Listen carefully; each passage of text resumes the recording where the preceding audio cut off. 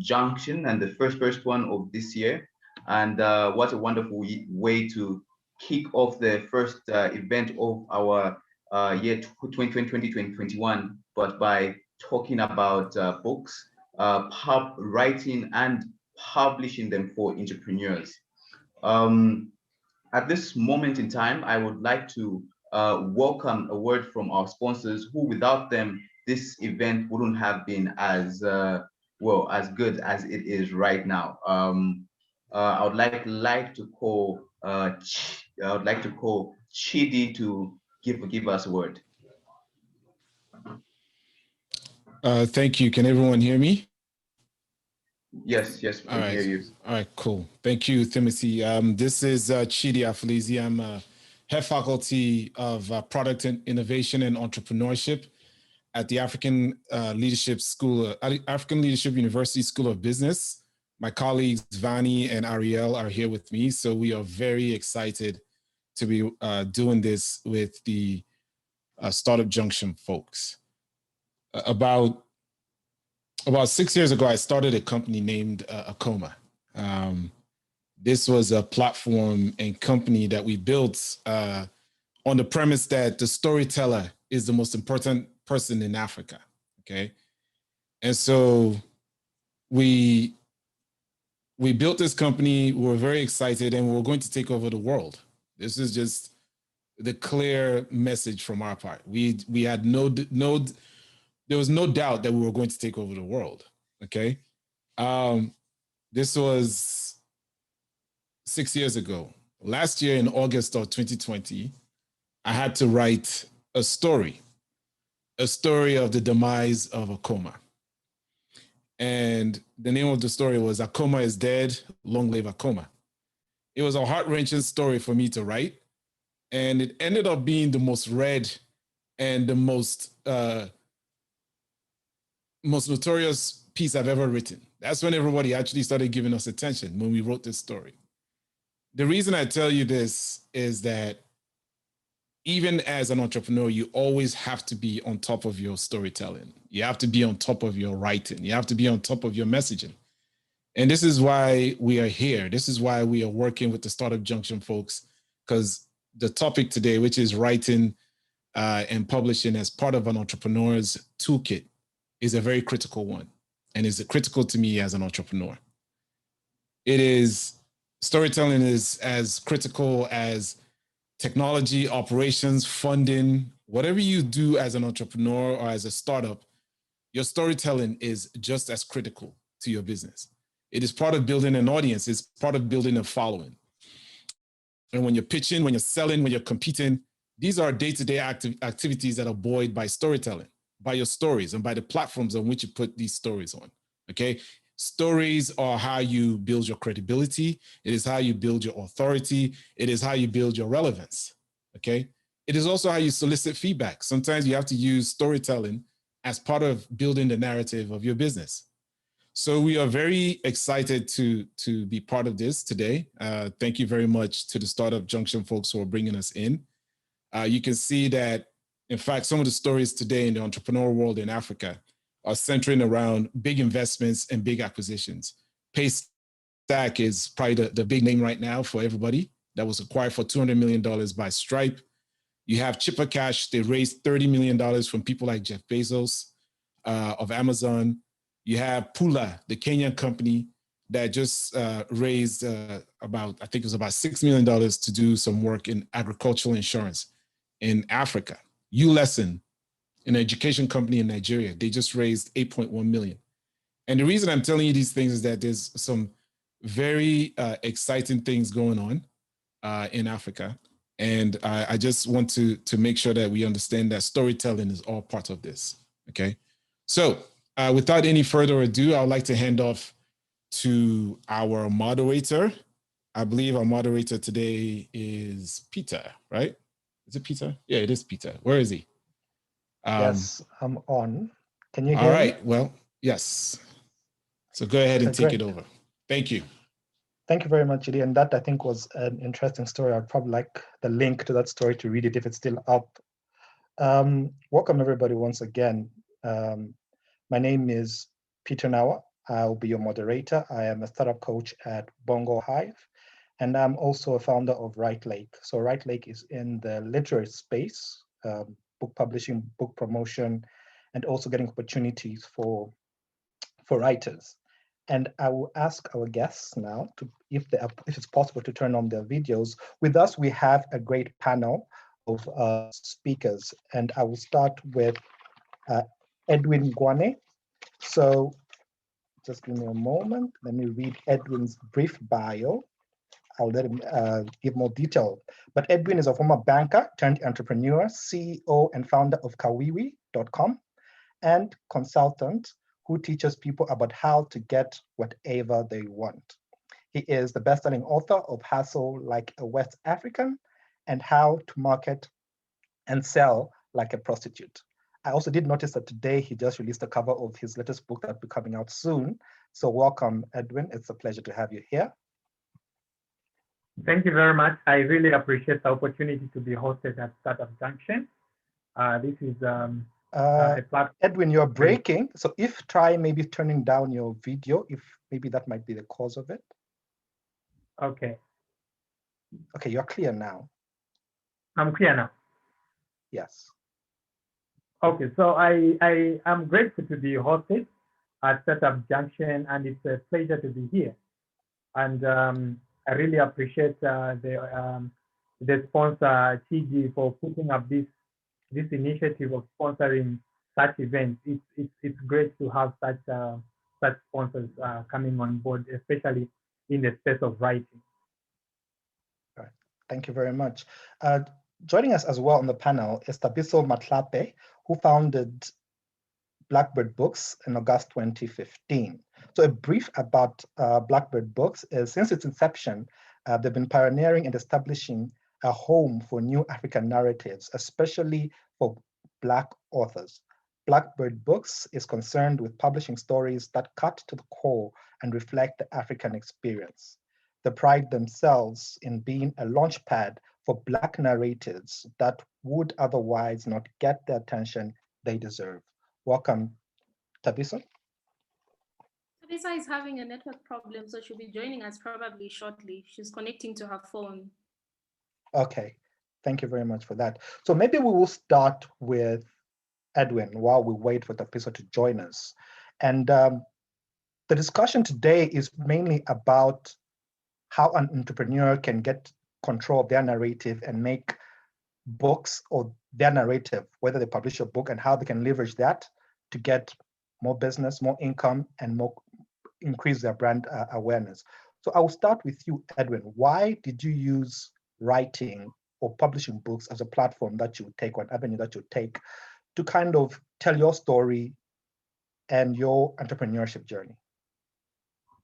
Okay, so in the beginning, I need to mention that I am more into the sales and marketing business environment. So I've always had passion for entrepreneurship and business. And I realized as I was writing just on Facebook, I was sharing business ideas on Facebook. I realized that the more I was writing, the more authentic and the more authority I was getting around business. So I use this platform to build, number one, a personal brand. So before I began writing, actually, I had a number of followers, a number of people who actually advised me to write a book. So the writing itself actually came from, it is a suggestion that came from the people. So one of my followers actually challenged me and said, you know what, you share great articles, you share great insights. Why don't you put it in a book? And I said, you know what, I think I'll take that challenge and write a book. So I realized that actually by writing, you actually build that authority. You become a thought leader in your space. And then it also helps you build a personal brand, like I mentioned. And then I realize now, after having written a few books, that after writing a few books, you can actually make writing your vocation. There are so many writers actually that are struggling with selling their books. But I know that the moment you begin to understand the whole actually industry of writing, it's actually a business, it's a vocation, it's something that you can take seriously. And if it works, there are so many people who have made millions of dollars because of writing. So I saw it as a way of building a personal brand. I saw it as a way to become a thought leader in my industry of marketing, sales and marketing. At the same time, I saw it as a business opportunity, because if I can sell a few books here and there, I'll be able to make a little bit of some money for myself. And lastly, I saw that when you are writing purposefully, and I'll use the word purposefully or intentionally, you can actually use the writing to build leads. So if you are, let's say you are building a platform like I am building Kawiwi.com, and I write a good book and people buy, what will happen is that people will begin to learn about the other business that I have, which happens to be Kawiwi. So in short, the book itself can actually become a lead generation tool. It can be used actually to bring in more clients, because apart from just reading, people will become aware of the other businesses that I do or the other offerings that I have. And I have done exactly that. So you find that in the book Hustle, like a West African, I have actually mentioned about Kawiwi's ambitions. I've talked about how Kawiwi will help people become good consultants, make money through consulting. I've mentioned all that. And I know that a few people who have read my book, or more people who read my book, will one day decide to visit Kawiwi.com, and then they'll become leads for my business. So thank you very much. To put it just simply, one is for building a brand, becoming a thought leader, building a vocation for yourself, and also getting business leads. Thank you very much, Edwin, for those points. We'll get back to some of them shortly. Right now, it's Thabiso. Are you with us?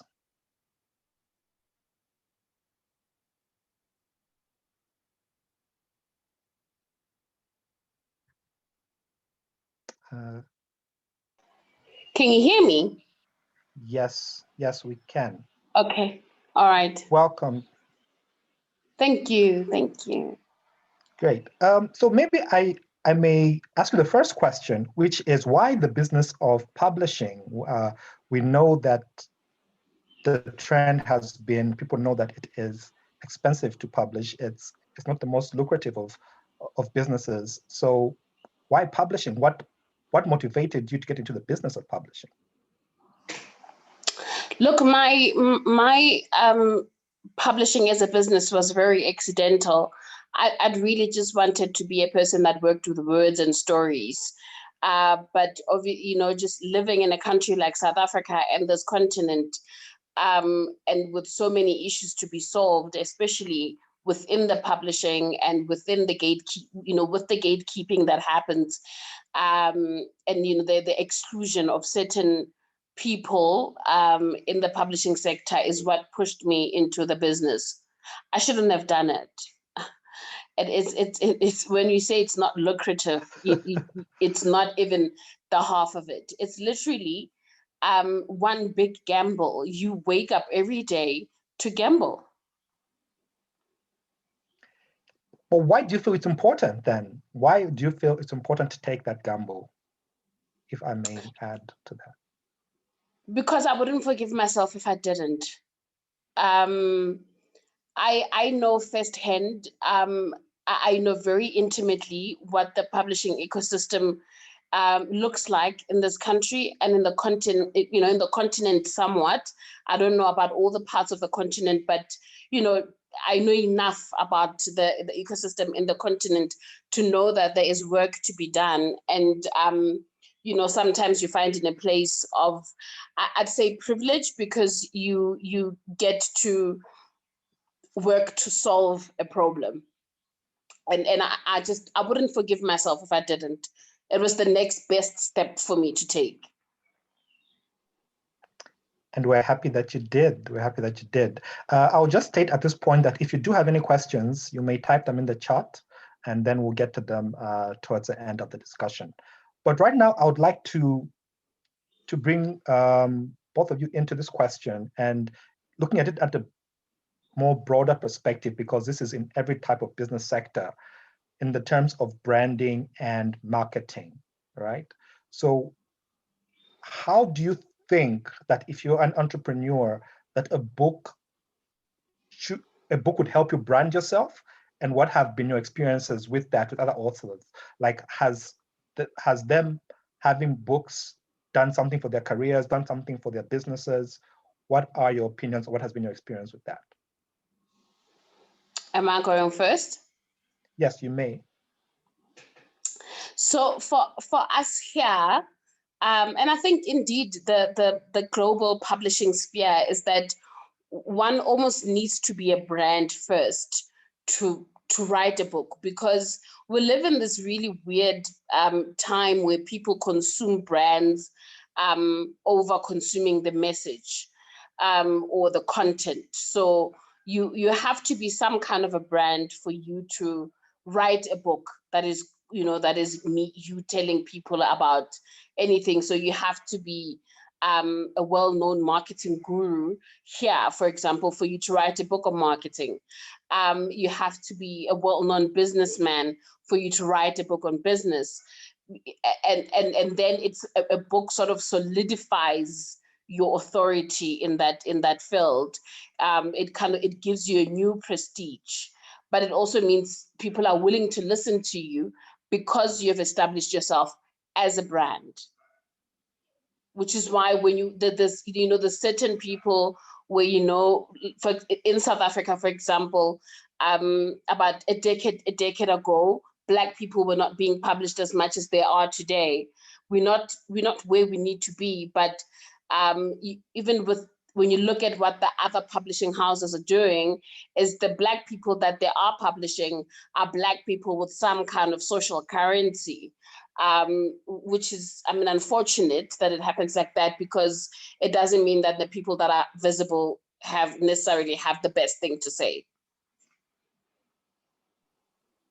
Thank you for that. Edwin? So for my experience has been that I wasn't one of the top-notch gurus out there. I knew that when I began my career in writing, I knew that I was an underdog. I knew that I wasn't one of the best marketing people in the world, or in the country, or in the region. I also knew that I wasn't a very successful business person. And those are some of the things that I teach in my book. And I teach people that you don't have to wait until you become an approved person to pursue something.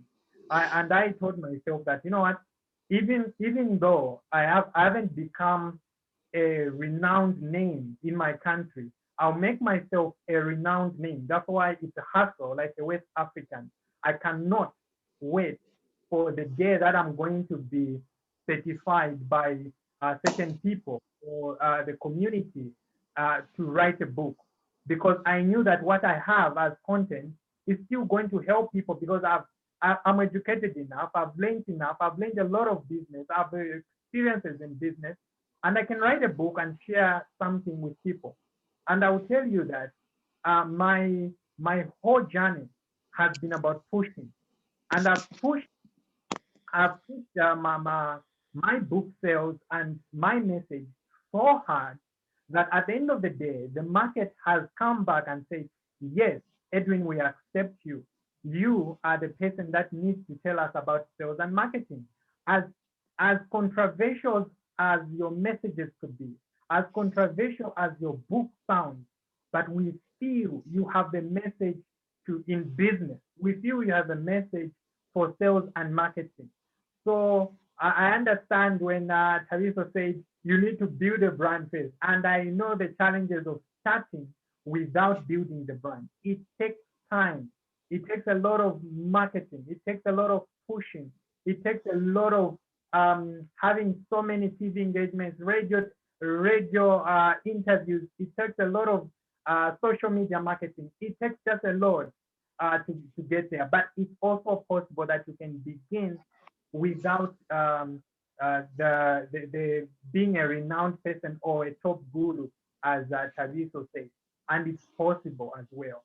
But it becomes easier if you are a non-brand. Yeah, and I'm very happy that you were able to do it without having, because you know it's very demotivating to come across really talented people and people who have really important things to say, and knowing that their messages are not going to get through to people because of this nonsensical era we live in, where people consume brands. And I don't know, Edwin, where you are, what country you're from, but here in South Africa, our bookstores stock primarily, like in larger quantities, international titles. So for example, if you're going to write a book on, you know, how to help fix yourself or how to get yourself out of mental trauma, that kind of thing, your book automatically then, you know, is competing with like a Dr. Phil or Oprah or something, and people are more drawn to those names than they would be to yours. Like if you're just Thabiso Mahlape and no one knows you, and there's only 2 copies of your books that the store has ordered, as compared to 100 of Oprah's, you automatically, you know, start off on the back foot. And I'm very happy that you are in a place where you were able to do it, as hard as it was, but that you were able to do it and have it work. Yeah, no, thank you very much, Thabiso. And I need to, like you just said, it's not easy. I remember the first time I walked into Bookworld and told them that I've got books to sell. They actually told me that what kind of book is this? I was like, hustle like a West African. You should come and we should check it. I took it to them to check it. They looked at it and they said, we'll give it to the procurement people. The procurement people actually, I never got back. I don't know even where they took my copy. They never got back. And guess what happened? I said, these guys are not gonna stop me. I'm gonna push my book to the people.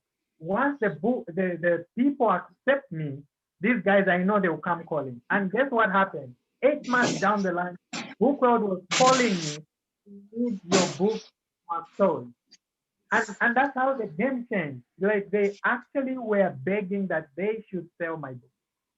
So the next question then is, why do you feel it is important that, for instance, like you, Edwin, you've written a book on marketing and so forth. Why should somebody get that book over a Western African? Why should the narratives be told from your voice, for instance, when they'll say, why shouldn't I buy a Bill Gates telling me about marketing, a Jeff Bezos telling me about marketing, Warren Buffett telling me about marketing?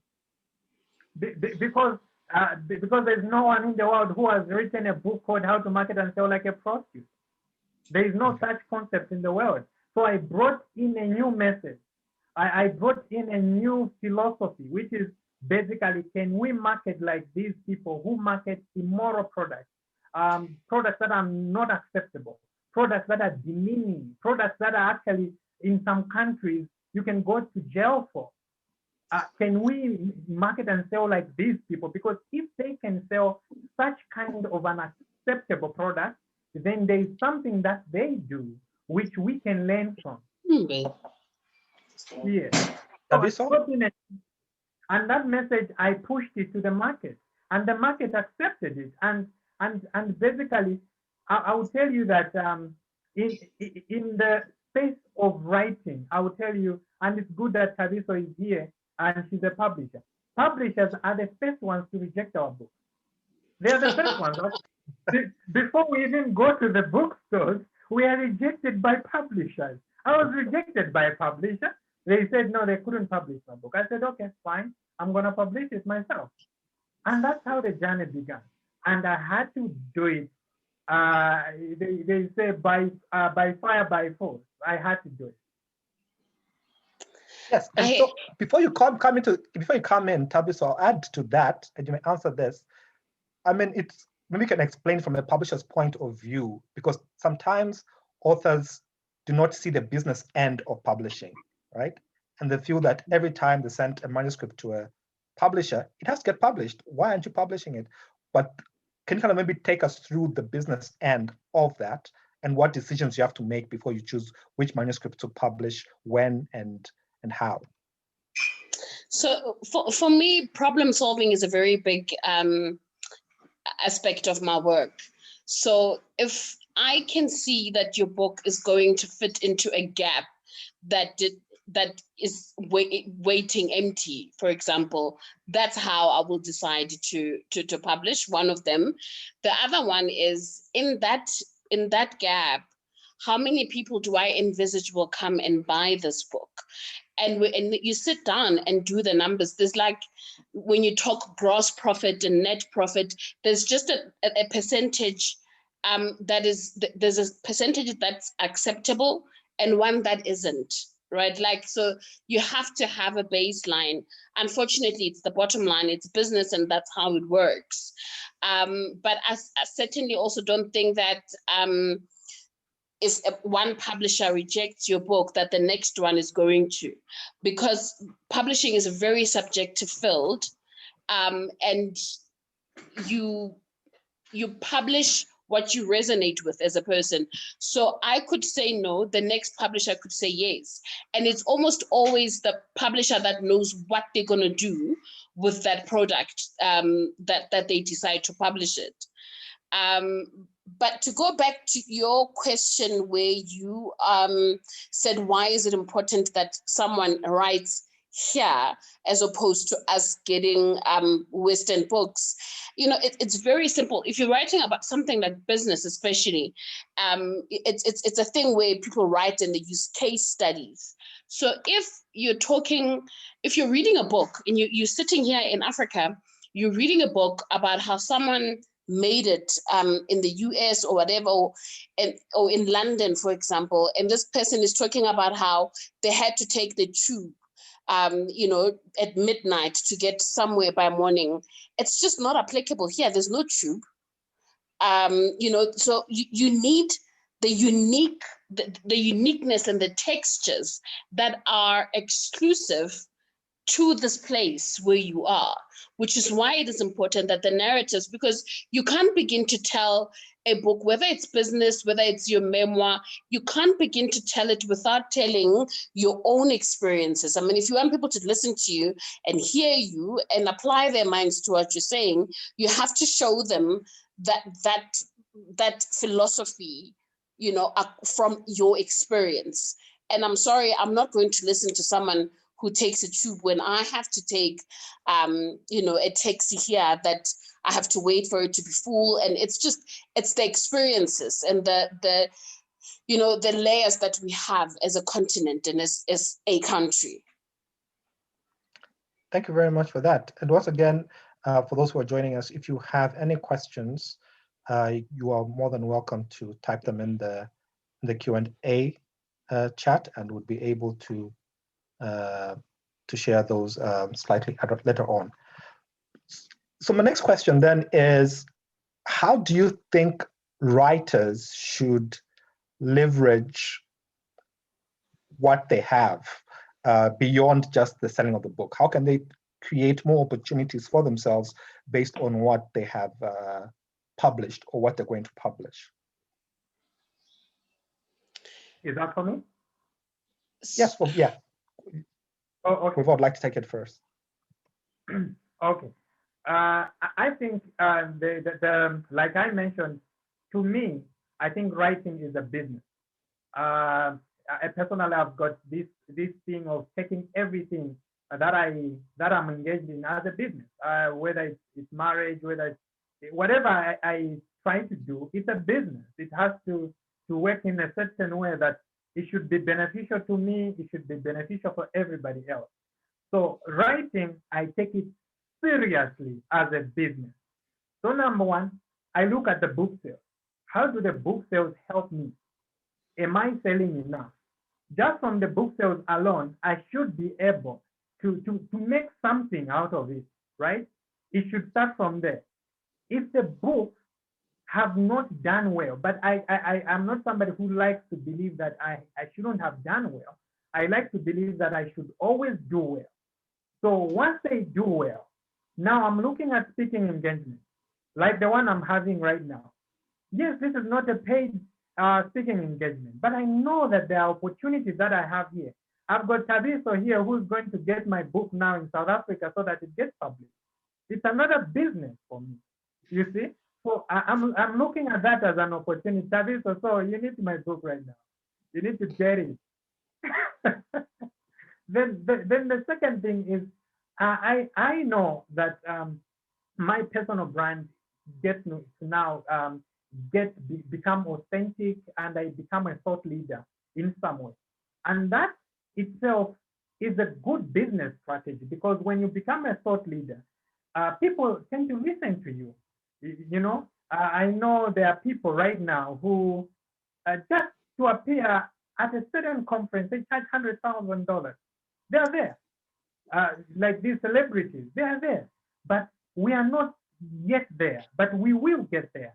So there are so many opportunities apart from writing and selling the book. And I'll tell you, once I write that book and put it on the shelf, I know that the opportunities are a lot. There are certain companies that are going to look at the book, and it can actually work as a CV for me to work with them, either with their people, training their people, talking to their people, whatever it is. But that book itself is actually a CV that we should never, and actually I wrote somewhere here, our book should have real content, because once you have the real content and it goes to the right people, boom, the things you wanted, the door you wanted to be open, they open. I think perhaps I should say at this point that if you are interested in writing as a business like Edwin is, that a publisher is not the best place for you to go to, because you are going to get very little return on your content. So you go to a publisher because you want your book to be widely available, and because you want the opportunity and perhaps the chance to be published internationally, because they'll try to do that for you. But if you're writing a book and you're doing it from a business perspective, and you want it to be like a revenue stream, you almost have to self-publish. Because in that way, everything that you put into the book monetarily, you get back and then some more. So I would, and I always tell people here in South Africa who are self-publishing that I think that, you know, we still live with, you know, the results of being colonized for so long. And so being in bookstores and being part of traditional book value chain is just an aspiration that we have. But if you look at it closely, it doesn't really guarantee the fact that you're going to get to the market that you need to get to. So I always encourage self-published people to not be so obsessed with getting into the shops. And it's like Edwin said, you know, you tried getting into book world, they said no, or didn't say anything at all until they came looking for you. And that's almost how it needs to be. If you're a self-published author, you have to work so hard that the rest of the chain has no choice but to come and fetch you.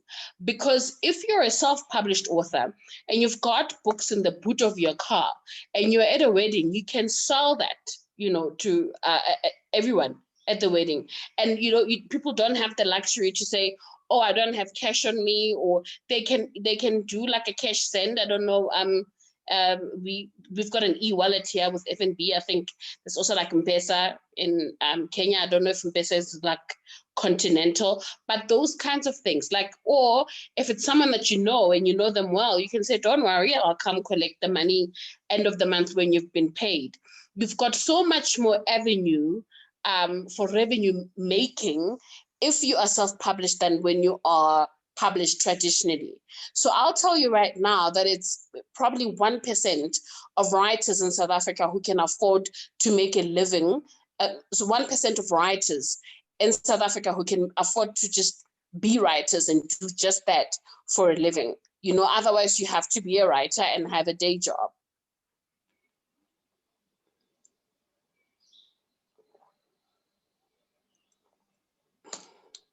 Quite slightly over half an hour. Are there any questions? Does anyone have any burning questions that they would like to ask? Any questions that they want to hear about? I will bring in COVID-19 because it's something that's happening. How has COVID-19 affected the way you approach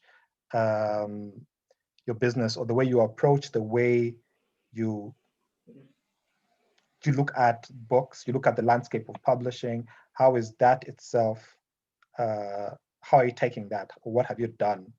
Has it changed, has it improved? If you could just talk us through that. Sorry, I didn't quite get that. So in COVID-19, a lot of things have changed. It could be the distribution and the marketing, and I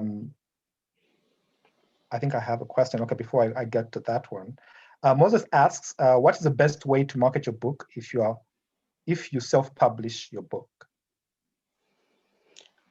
Word of mouth is a great thing. So social media, I find that Facebook brings in more money than any other social media platform. Twitter is too fickle, too fast. Instagram is too aspirational. But Facebook has real engagements, and engagements that turn into money, I have found. So Facebook, so social media in general, use your WhatsApp for business. But literally, don't ever shut up about your book. It doesn't matter where you are. You are at a wedding, you're talking about your book. You're at a funeral, you're talking about your book. You talk about your book to everyone, absolutely everyone that will listen to you. Edwin, you're self-published? Yes, I'm self-published. I would tell you that being one of those people that have managed to market my books alone, I will agree 100% with Thabiso. So number one, word of mouth. There were times that I would talk to, do you know that I'm an author? Like, you write books? I'm like, yes, I do. And you know, I would start a conversation like that. I've also used it a lot. If you look at the way I market on social media, there was a time when Facebook actually banned me in groups. Like, I would post in each and every group, to the point where Facebook had to block me. They said, no, you can't post this much. We have to stop you. That's my great marketing tool, Facebook. I also learned that. I said, you know what? If Facebook has to stop me, I think now I have to go ads. I started ads, Facebook ads. And I'll tell you that even with COVID, and I would say I saw an opportunity in the times of COVID.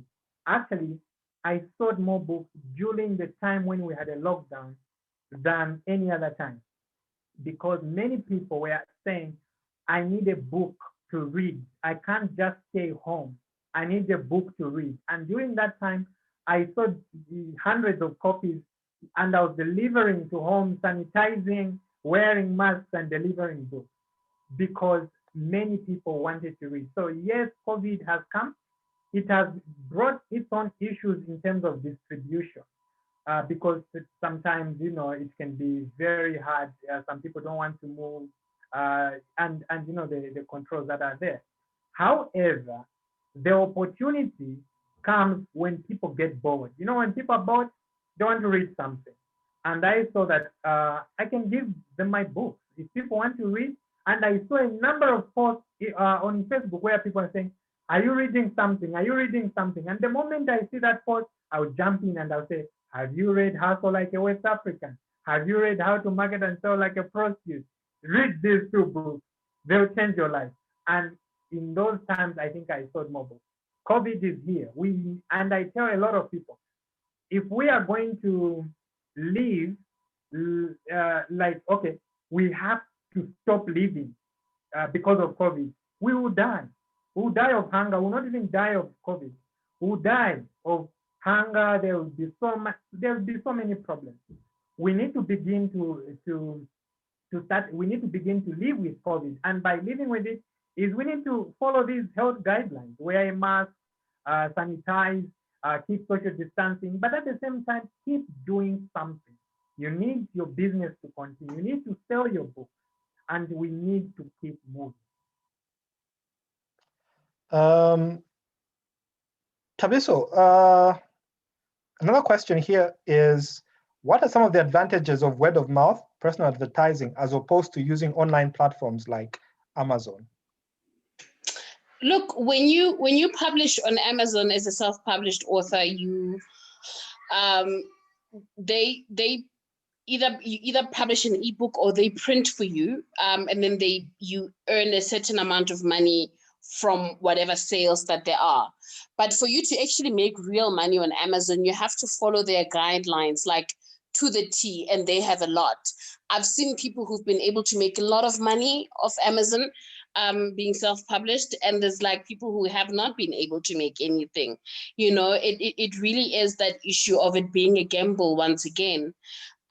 So it's for me, word of mouth where you are means that you're more in control of the sales, whereas on places like Amazon, you aren't really, and you're not in control of what revenues you can make for yourself. Whereas when you're doing it word of mouth, and you almost have to be like, what's that church, Jehovah's Witnesses, like you have to knock on people's doors on a Sunday afternoon and have them give you money for your book just so they can get rid of you. Amazon is a beast. You need to learn like its algorithms and all of that, and sometimes you have to make your book like 99 cents or $1 just so that it moves to a certain position, and then once it's there you can change your price back. It's a jungle. I haven't even tried understanding it myself, and largely because I'm more interested in how we get sales happening here in South Africa and on the continent first. Edwin, do you have any experience with Amazon? Actually, I will tell you that, like Thabiso has said, Amazon is quite complicated. I have sold a decent amount of books on Amazon, a decent amount, but mostly it's the same people that I market to, like they're outside the country, they're Zambians, they're South Africans, they're Tswanas from Botswana, Malawians, Zimbabweans, guys that follow me from Southern Africa. And they will be like, you know what, how can I get a copy? And I will refer them to Amazon. And mostly those are the people that have ended up buying on Amazon. But to tell you the truth, it's a very hostile market, because there are millions and millions of books. And just for your book to reach certain levels, there is a lot that you have to do. You need to spend a lot of money on ads, because there are also Amazon ads, just to get some exposure. And I know there are people who do it where they will be able to almost like make nothing, like she was saying, sell them for 99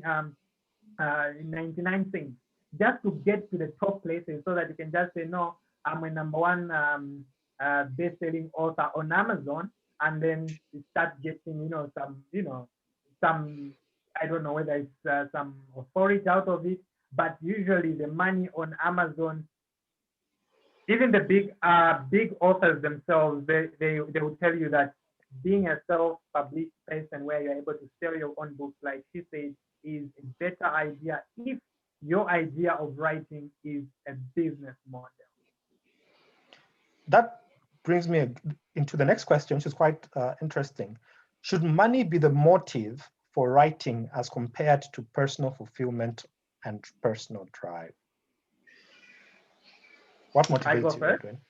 Yes. It's too tiered, and I don't think that I don't think that both can't be true. You can write to fulfill your, if you're like me and from when you were a child, you've been fascinated by words and stories, you can write, to fulfill that part of yourself.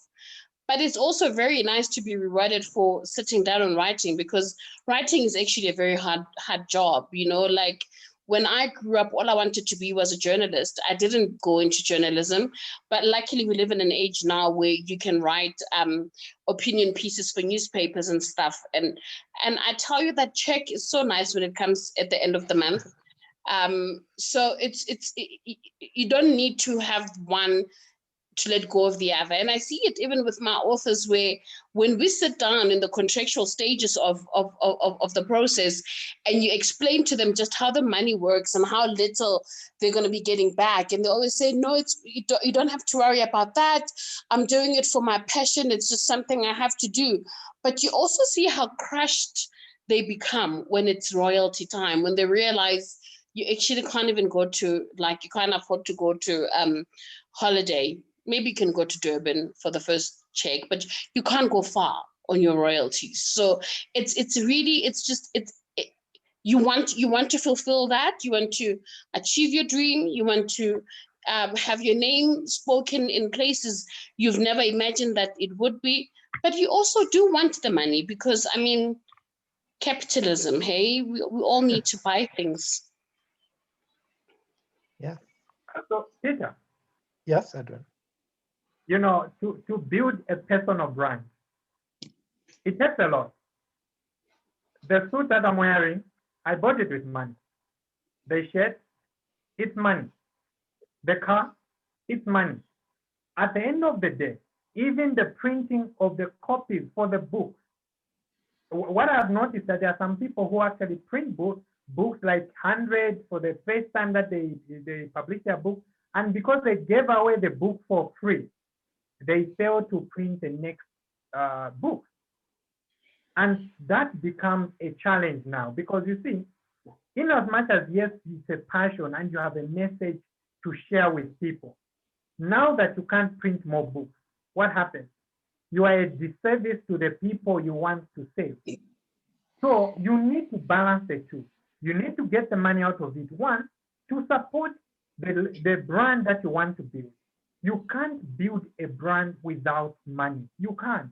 Money has, and I'll tell you, look at my story that I shared just with you.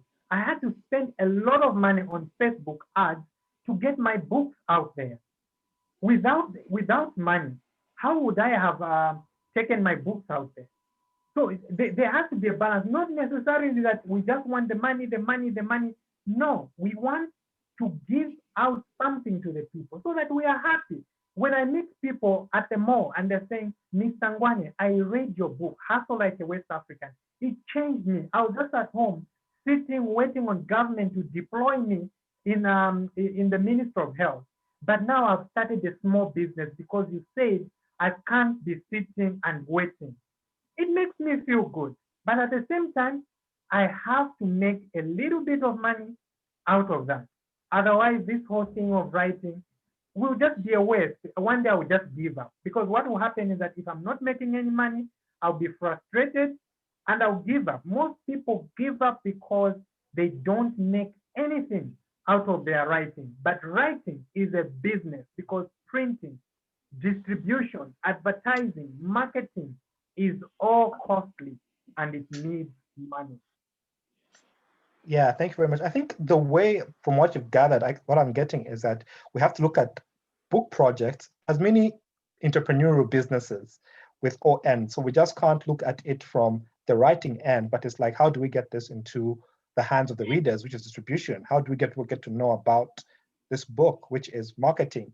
And ultimately is, are we making a profit, which then looks at the finances and the like. So I think for everybody else who's here, who wants to write, I think do not look at your books, even as entrepreneurs, think of it from an entrepreneurial point of view, like this is a project, not wholly, we do get a lot of passion projects, but not wholly just that, but how else can this pretty much be self-sustaining in a way? We do know people who,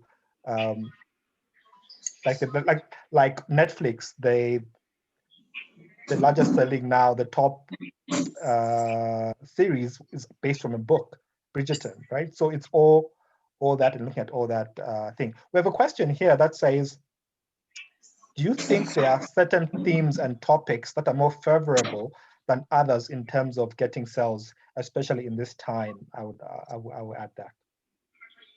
Thabiso? It depends on where you are and what the trends in the place that you live in are.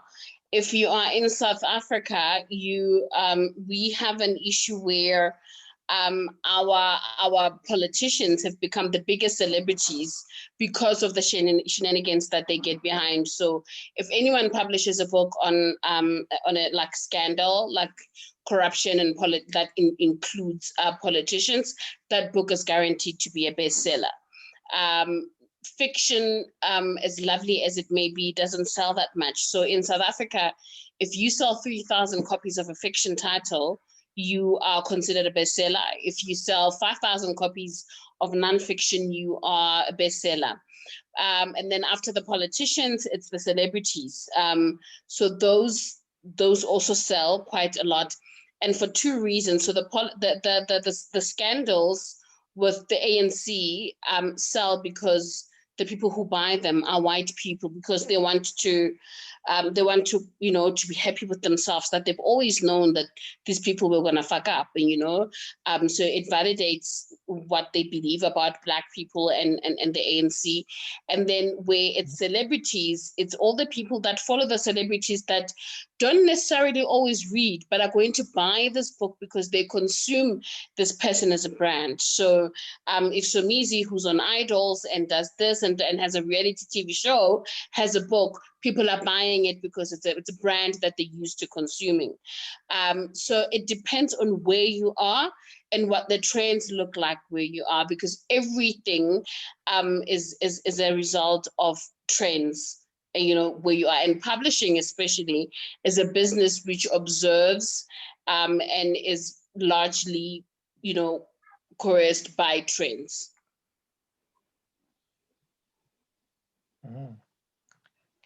Edwin? Personally, I feel that I'll concur with what Thabiso said.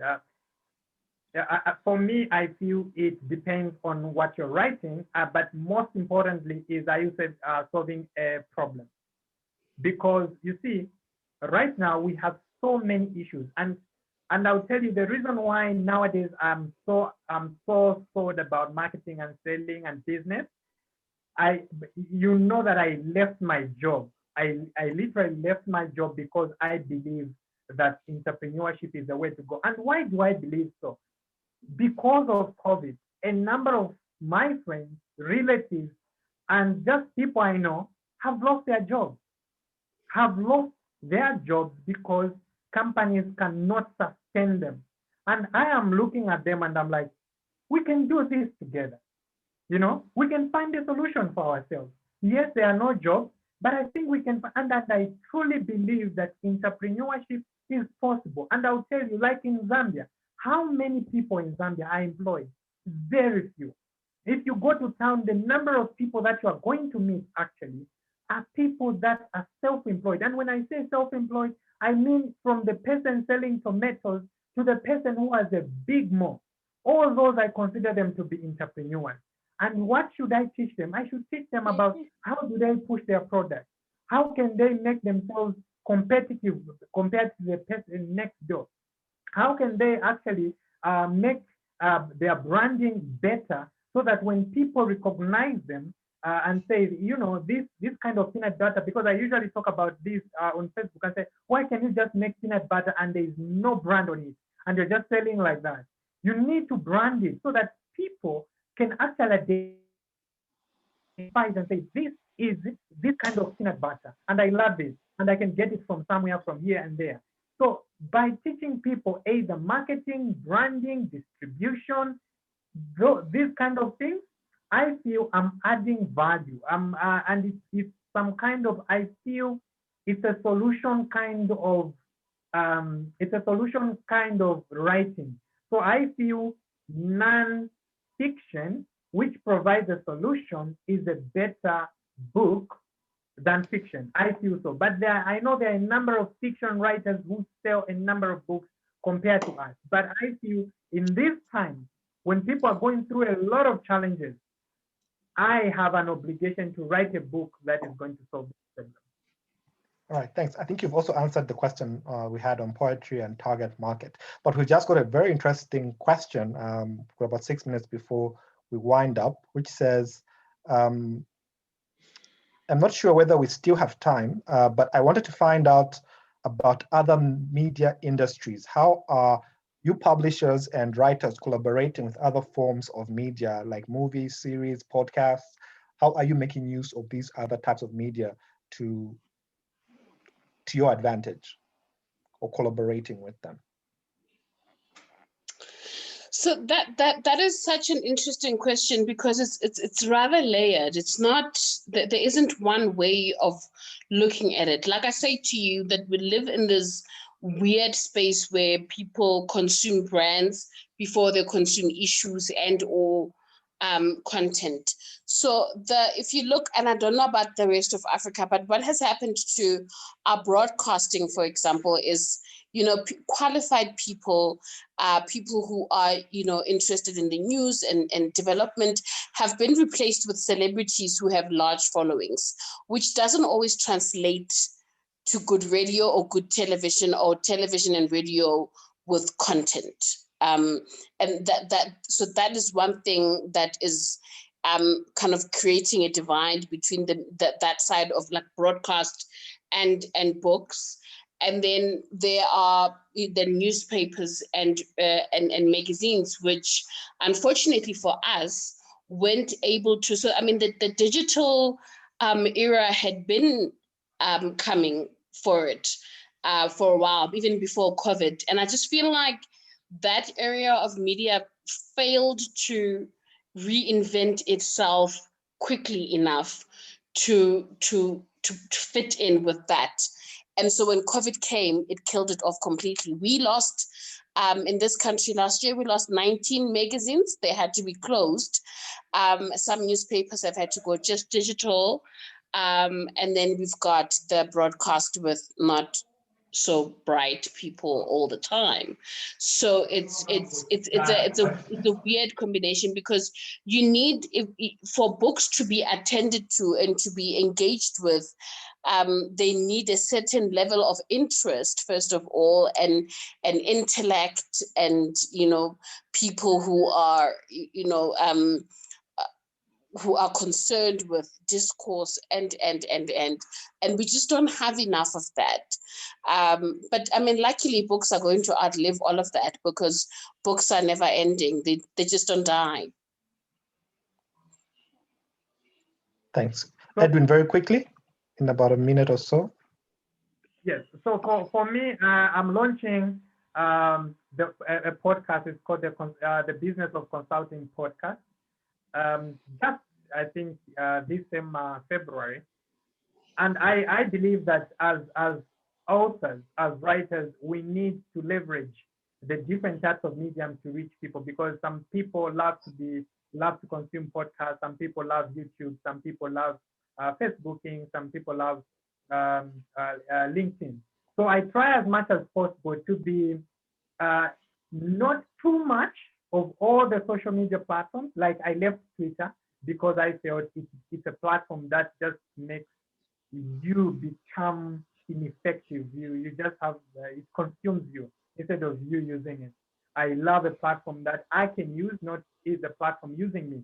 So I am launching a podcast. I'm going to be on YouTube very soon. I think as authors, we need to leverage all types of medium, whether it's TV, radio, podcast, YouTube, webinars like this. We need to use them for advantage, because the more people we engage with, we build rapport with, then we have that authority now, and we can actually sell more books. Thank you very much for that. And I think it's a good way to actually end. Thank you, Thabiso and Edwin. This has been an insightful meeting, especially for those of you who've joined us. It's been a pleasure being your moderator, and obviously I will be keeping in touch with most of you. I think I follow you, Thabiso. I think Blackbird Books on Twitter, and we're probably linked with Edwin on LinkedIn. Right now, I'll hand over to Timothy in case you've got anything to say. But from me, thank you very much to both of you. It's been an exciting discussion. Thank you. Oh, thank you for bringing it back home. No, it has been an amazing event. I've gotten to learn quite a lot about this. I'm so thankful to know more about the writing industry. I've gotten to know a lot more, and I hope to get to consume a lot of new material, hoping that a lot of people here have been inspired to write and join the industry. Thank you very much to everybody who's attended, who's made the time, and I hope you also have gotten something valuable out of this. Unless there's anybody else who'd like to say something, I think we can adjourn this virtual event. Thank you very much, Timothy. Good night, everyone. Good night. Thank you.